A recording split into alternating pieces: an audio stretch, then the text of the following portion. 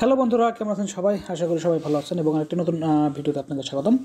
বন্ধুরা, আজকে যে বিষয়টি নিয়ে কথা হবে সেটা হলো আমাদের এনআইডি কার্ড ডাউনলোড নিয়ে। কারণ জানেন আপনারা যারা হালনাগাদ করেছেন এনআইডি কার্ড যারা হালনাগাদ করেছেন, হালনাগাদ করার পরে তারা কিন্তু এখনও অনেকে এনআইডি কার্ড পায় নাই এবং এসএমএস আসে নাই। এবং এসএমএস না আসলে আমরা কীভাবে কী করব সেটা নিয়ে একটু আলোচনা করব। এবং আপনি যদি আমার এই চ্যানেলে নতুন হয়ে থাকেন তাহলে অবশ্যই চ্যানেলটা সাবস্ক্রাইব করবেন এবং পাশে থাকা বেল আইকনটি বাজিয়ে দিবেন আমাদের পরবর্তী ভিডিও পাওয়ার জন্য। ওকে বন্ধুরা, তাহলে চলুন আজকে আমরা কীভাবে তাদের সঙ্গে মানে অফিসের সঙ্গে আমরা কীভাবে যোগাযোগ করতে পারি, অথবা আপনার সমস্যাটা আপনি কীভাবে তাদের সঙ্গে শেয়ার করবেন। শেয়ার করার পরে আপনি তাদের দেওয়া যে এনআইডি নাম্বারটি আপনি কীভাবে আপনি কালেকশন করতে পারেন সে বিষয়টি নিয়ে। ওকে, আমরা এখন চলে যাব এনআইডি কার্ড যে আপনার যে ওয়েবসাইটটা আছে সেই ওয়েবসাইটে আপনি দেখছেন যে আমরা চলে এসেছি ওয়েবসাইটে, এনআইডি কার্ড ওয়েবসাইটে যে service.niwd.gov.bd এই ওয়েবসাইটে আমরা কিন্তু চলে আসছি। ওকে, আসার পরে এখানে দেখেন যে এখানে আপনি একটু ডান কোণে পাবেন যে আপনার মতামত থাকলে শেয়ার করুন। এই অপশনের উপর আপনি যদি ক্লিক করেন, আপনি সাপোজ দেখেন এটার উপর আপনি ক্লিক করলেন।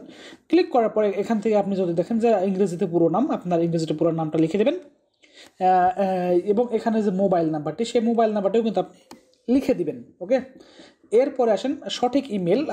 আপনি আপনার সঠিক যে ইমেল, ভ্যালিড ইমেলটা যেটা আপনি ফোনে ইউজ করছেন অথবা আপনার কম্পিউটারে ইউজ করছেন, সেই ইমেলটা দিবেন। এবং এখানে তারা বলছে যে তারা 1000 ওয়ার্ডের ভিতরে যদি আপনার মতামতটি আপনি এখানে দিতে পারেন। এবং এখানে যে ক্যাপচাটি আছে এবং ক্যাপচাটি আপনি দিয়ে দেবেন, দিয়ে সাবমিট করে দেবেন। সাবমিট করে দেওয়ার পরে আপনাকে তারা রিপ্লাই ইমেল করবে, অথবা আপনার ফোনে যে আপনার যে নাম্বারটি দিয়েছিলেন আপনার হালনাগাদের সময় সেই নাম্বারে তারা এসএমএস পাঠিয়ে দেওয়ার চেষ্টা করবে। ওকে, এখান থেকে একটা জিনিস খেয়াল রাখেন, এখানে যে আপনার যে মতামত যেটা আছে সেটা আপনি অনেকেই বুঝতে পারেন না যে আপনি মতামত আপনি কী লিখবেন অথবা লিখতে চাচ্ছেন সেটা কিন্তু আপনাকে একটু বুঝতে হবে। ওকে, আমি একটা পিডিএফ করছি, আপনাকে আমি দেখাইতেছি। এই যে পিডিএফটা এখানে যা আছে আপনি সেমভাবে আপনি যদি লিখে দেন, আপনি এভাবেই কিন্তু করতে পারবেন। আমি লিখেছি আসসালামু আলাইকুম, আমি ভোটার হালনাগাদ 2022 এর একজন ভোটার ছবি তুলেছি এবং আমার ভোটার হালনাগাদের ছবি তোলার তারিখ এত তারিখ, যেটা আপনি দেখবেন যে আপনার যে স্লিপটা দিয়েছে সেই স্লিপের উল্টা পাঠে অথবা সোজা পাঠে আপনারা দেখবেন যে একটা তারিখ দেওয়া আছে, সেই তারিখটা আপনি এখানে লিখে দেবেন এবং আমি ভোটার ফর্ম পূরণ করার সময় আমি একটি স্লিপ দেওয়া হয় এবং সেই স্লিপের তারিখ, সেই স্লিপ এবং আমার জন্ম তারিখ দিয়ে অনলাইনে থেকে এনআইডি কার্ড বের করার চেষ্টা করছি, কিন্তু আমার ফর্ম নাম্বার এবং জন্ম তারিখ দিলে ভুল দেখাচ্ছে, এই লেখা আসে ভুল দেখাচ্ছে, এই লেখা আসে।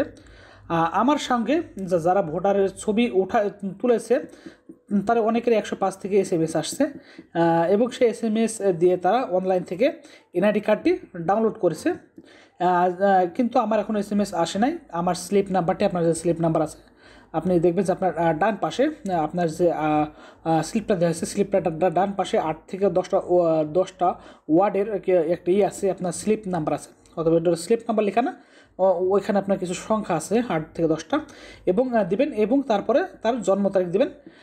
আমার এই ভোটার আইডি কার্ড যদি রেডি হয়ে থাকে তাহলে এসএমএস দিলে আমি খুব উপকৃত হব।